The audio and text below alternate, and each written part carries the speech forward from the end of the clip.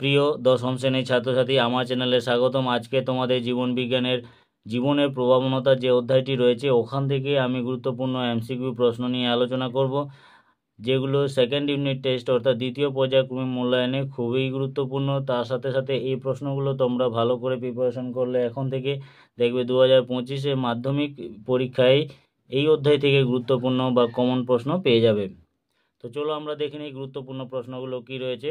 প্রথমে দেখো, কোষ চক্রে মাইটোটিক দশা ঘটে। এর অ্যান্সার হচ্ছে, আমি শুধু অ্যান্সারগুলো অপশানগুলো দিইনি, এর অ্যান্সার হচ্ছে G2 দশার শেষে কিন্তু কোষ চক্রে মাইটোটিক দশা ঘটে। এরপর চলো নেক্সটে 2, মাইটোসিস পদ্ধতি সর্বপ্রথম বর্ণনা করেন। কে বর্ণনা করেন? এর অ্যান্সার হচ্ছে বিজ্ঞানী স্নাইডার প্রথম মাইটোসিস পদ্ধতি সর্বপ্রথম বর্ণনা করেছিলেন। এরপর চলো নেক্সটে, দেহকোষে ক্রোমোজোম থাকে, কটি থাকে? এর অ্যান্সার হচ্ছে 2n। এর অ্যান্সার হচ্ছে কত? 2n। এর অ্যাপ্রোপ্রিয়েট অ্যান্সার হয়ে যাবে। এরপর চলো নেক্সটে, ক্রসিং ওভার একক হলো ড্যাশ। এর অ্যান্সার হচ্ছে ক্রোমাটিড। ক্রোমাটিড হচ্ছে ক্রসিং ওভারের একক। এরপরে চলো নেক্সটে, ব্যাকটেরিয়ার কোষ বিভাজন পদ্ধতি হলো কোনটি? এর অ্যান্সার হচ্ছে অ্যামাইটোসিস। অ্যামাইটোসিস হচ্ছে ব্যাকটেরিয়ার কোষ বিভাজনের পদ্ধতি। এরপর চলো নেক্সটে, শুক্রাণু ও ডিম্বাণু উৎপাদন হয়। শুক্রাণু ডিম্বাণু কোথায় উৎপাদন হয়? এর অ্যান্সার হচ্ছে কোন পদ্ধতিতে? অর্থাৎ মিওসিস পদ্ধতিতে উৎপন্ন হয়। এরপর চলো নেক্সটে, কোন জীবের ক্রোমোজোমের সংখ্যা 2n-24 হলে ওই জীবের শুক্রাণু অথবা ডিম্বাণুতে ক্রোমোজোম সংখ্যা হবে? অর্থাৎ কটি ক্রোমোজোম সংখ্যা হবে?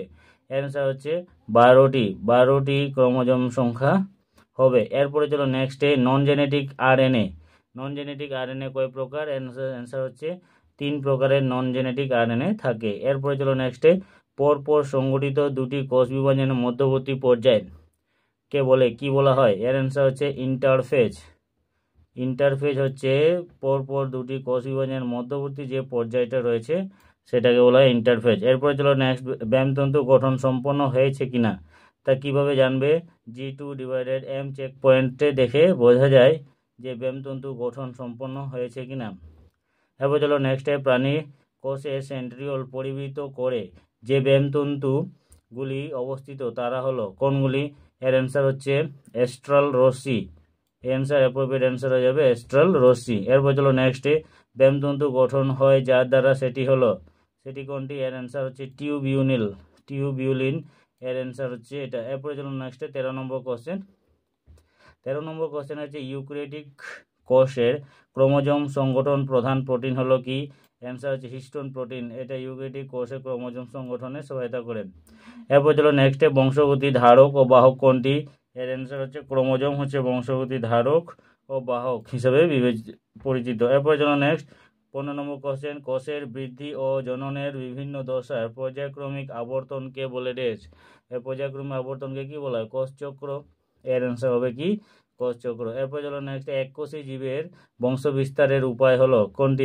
এককোষী জীবের বংশবিস্তারের উপায় হচ্ছে কোষ বিভাজন। কোষ বিভাজন হচ্ছে এককোষী জীবের বংশবিস্তারের উপায় একমাত্র। এরপর চলো নেক্সট, নির্দিষ্ট মেরুত্বযুক্ত ক্রোমোজোমের প্রান্তভাগকে বলে? কি বলা হয়? এর অ্যান্সার হচ্ছে টেলোমিয়ার। এই অ্যান্সারটা অ্যাপ্রোপ্রিয়েট হয়ে যাবে এক্ষেত্রে।